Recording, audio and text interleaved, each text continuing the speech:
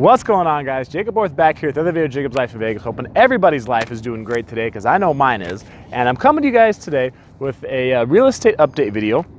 I want to do kind of like a mid-year real estate report. But actually, I probably should have done this like, last month in July, because, June is the 6th month of the year. That's the halfway point of the year, in the calendar. So, usually you have to wait till the next month for the numbers to come out for the previous month. So I want to talk about the, give you guys an update here on some numbers here locally in real estate. I like to do this every 6 months or so, kind of like middle of the year, then kind of at the end of the year, talking about what's going on here in Las Vegas, Southern Nevada in general here in Clark County. And, the numbers, as have been, taking place the last couple of years, the numbers keep going, up and up and up. So for real estate here in the area, the median home price in June was actually up to, let me see, I had it written down here, $293,000, the median home price for a resale on a home here in the Las Vegas area. The end of last year, so the end of, 2017, December, the median home price was about $270. So again, it said numbers just up, up, up, up, keep going up here for real estate.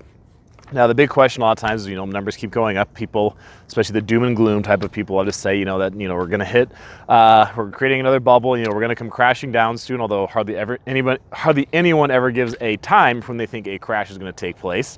But, the peak of our market, I remember a lot of people who were here anyway, a lot of people around the country remember when the area was booming in terms of real estate, and here locally we had a big boom ourselves, and it was June 2006. That was our peak when we had $319,000 was the median sale price for a home here. So we're at $293 in June, up to, that's our distance right now from $319 back in June, about 12 years ago now actually, when it was at the peak then, and then things started to basically go down from there.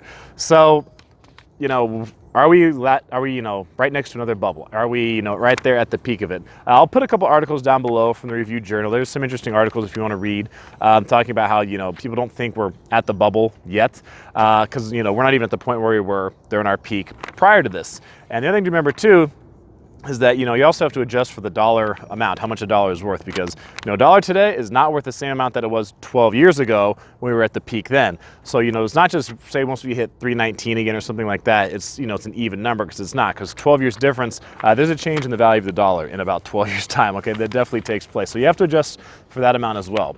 Another thing I want to point out too, in the real estate market now, we actually have about 4,500 homes on the market, and the inventory is shrinking around here. The inventory's tight. That's one of the things that, is bringing the prices up, is the fact that we do not have a ton of homes available for sale. And here in Vegas, we always have more and more and more people coming and moving here. Even in good times or bad times, there's always people coming and going here, and the population keeps going up and up and up. This area now is actually over 2 million people. I think we're about 2.2 million people here in Southern Nevada, in Clark County. We are by far the biggest county in the state of Nevada.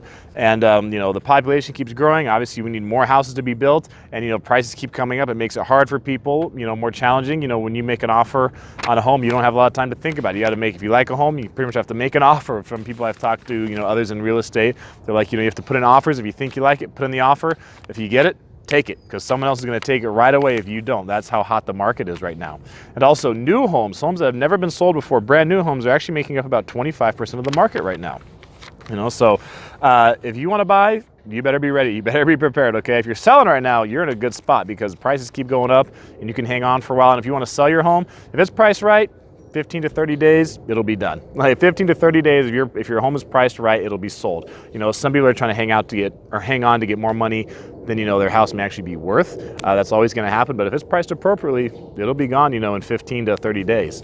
And then, one thing I do want to talk about when people mention this boom and bust, we're getting close to a bubble, and we're going to have the, World War III is going to break out or something, like the economic collapse is going to happen. The apocalypse is going to be here.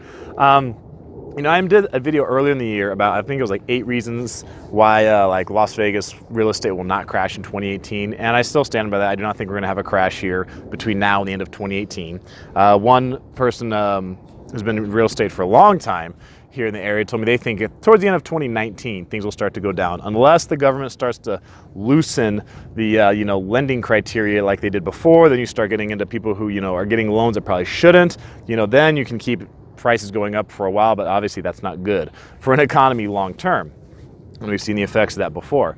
But, when I think about, are we going to hit, this bubble and it's all going to come tumbling down, you know, anytime soon. I think it's going to, obviously it has to come down at some point. Okay. Economies, they go up and down, right? You know, they're cyclical to that, in that regard. You know, no economy, good or bad, lasts forever. That's how our US economy works. If you look at it over time, that's what you can see.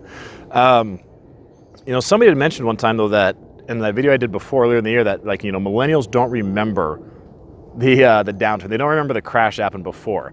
You know, and that's why they think like we're gonna have this big crash because millennials don't remember.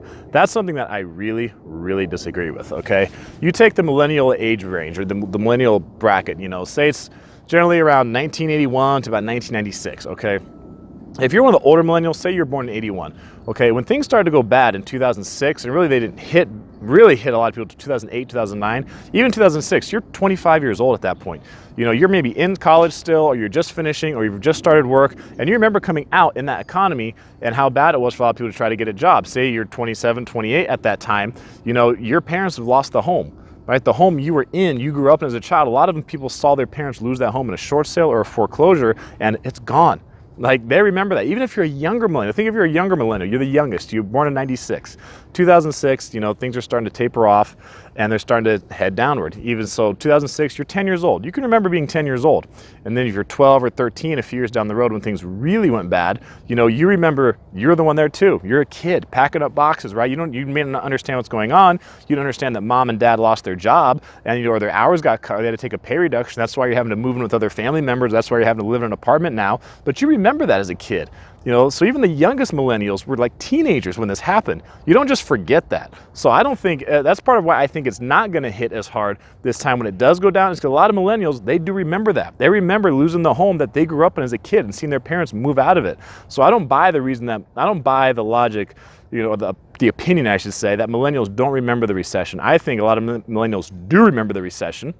Some of them, you know, are very anxious to get out of the home and be out, you know, and living on their own. Some of them are living with their parents, you know, later into their 20s and maybe even into their 30s. So, you know, there's some that are anxious to get out of the home and buy a place. But I mean, I don't think that millennials have forgotten the recession. So, you know, I want to hear what you guys have to think about this for real estate here in Southern Nevada, in Clark County. Remember, if any of you guys need to talk to me, you're planning to move here and you need to talk to me about, you know, places to live, jobs, anything along that line, you know, I've already helped people with that process before. Link down below, you can talk to me on Clarity. That's where you can do it.